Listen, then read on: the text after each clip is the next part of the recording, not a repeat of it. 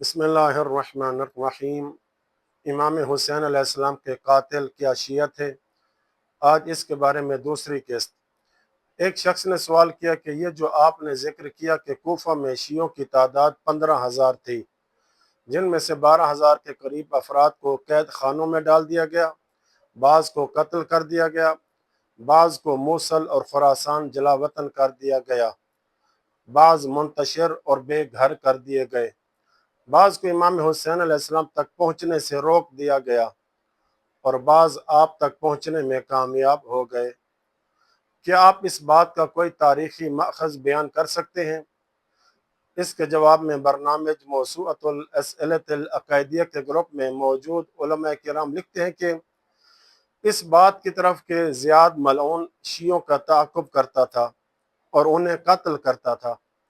इसकी तरफ इमाम तबरी ने उबैदुल्लाह इब्न ज़ियाद मलऊन और हानी इब्न उर्वा के दरमियान होने वाली गुफ्तगू में इशारा किया है। उबैदुल्लाह इब्न ज़ियाद ने हानी से कहा, ए हानी, क्या तुम नहीं जानते कि जब मेरा बाप ज़ियाद इस शहर में आया था तो उसने शियों में से किसी को जिंदा नहीं छोड़ा था, बल्कि सबको कत्ल कर दिया था सिवाय तुम्हारे वालिद और हुज्र के साथ जो कुछ हुआ वो तुम जानते ही हो। इसी तरह हाकिम शाम के दौर में शियों के कत्ल और जलावतनी की तरफ सुलैम बिन कैस ने अपनी किताब सफ़ा 188 में इशारा किया है। वो लिखते हैं कि ये जुल्म और मुसीबत खुसूसन इमाम हसन मुज्तबा की शहादत के बाद हाकिम शाम के ज़माने में बहुत बढ़ गई। चुनाचे हर शहर में शियों को कत्ल किया गया, उनके हाथ और पाँव काटे गए, उन्हें सूली पर लटकाया गया, सिर्फ इस इल्ज़ाम और गुमान की बुनियाद पर कि वो हमसे मोहब्बत रखते हैं और हमारी तरफ वाबस्तगी रखते हैं। सुलैम बिन कैस ने अपनी किताब के सफ़ा 316 पर कि हाकिम शाम के दौर में शियान अली और अहले बैत अलैहिस्सलाम पर तमाम शहरों में मुसीबतें बहुत शिद्दत इख्तियार कर गईं। सबसे ज़्यादा सख्त हालात कोफा वालों के थे, क्योंकि वहाँ शियों की तादाद ज़्यादा थी।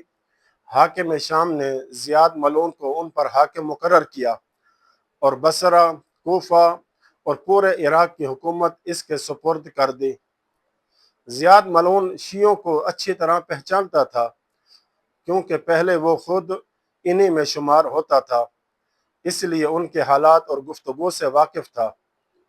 चुनाचे वो उन्हें हर जगह तलाश करता फिरता था।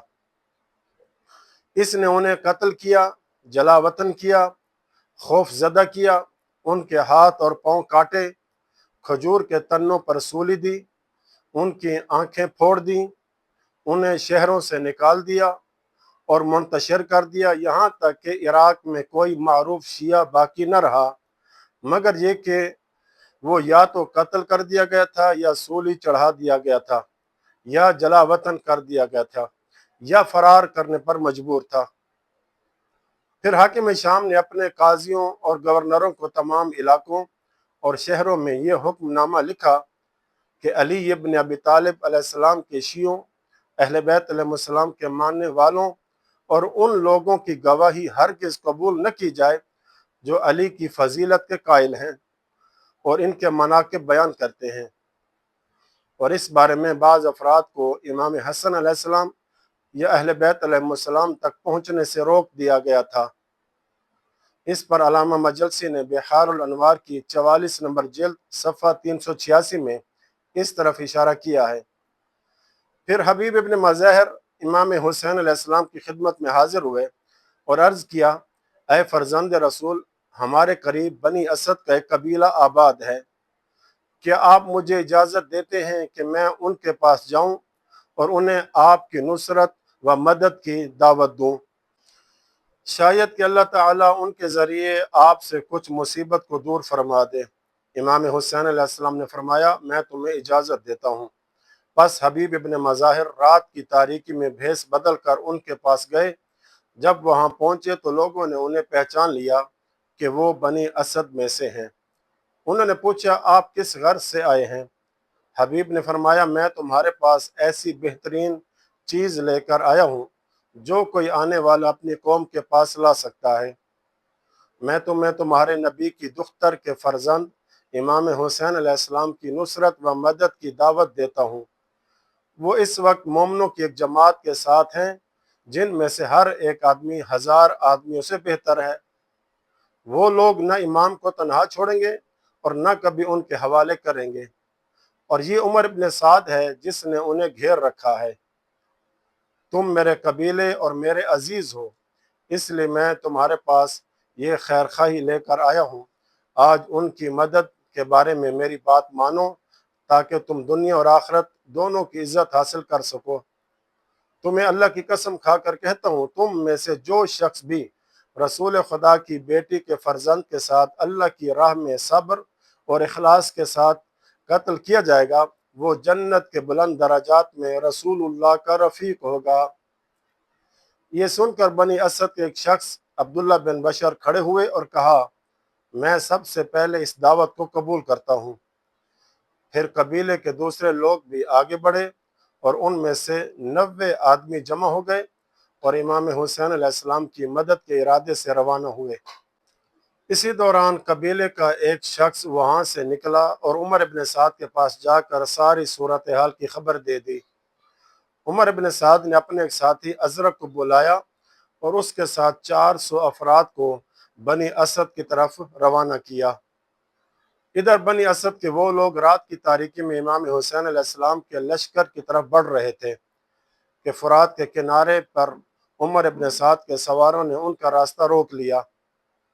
اس وقت ان کے اور امام حسین علیہ السلام کے لشکر کے درمیان صرف تھوڑا فاصلہ باقی رہ گیا تھا۔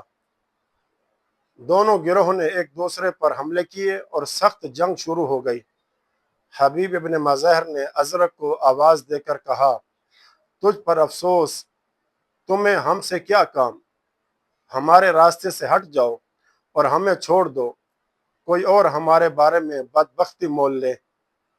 لیکن ازرق نے واپس جانے سے انکار کر دیا۔ بنی اسد نے جب دیکھا کہ ان میں دشمن کا مقابلہ کرنے کی طاقت نہیں ہے تو وہ شکست کھا کر اپنے قبیلے کی طرف لوٹ گئے۔ پھر انہوں نے رات ہی رات اپنا علاقہ چھوڑ دیا، کیونکہ انہیں خوف تھا کہ کہیں عمر ابن سعد ملعون رات کے وقت ان پر حملہ نہ کر دے۔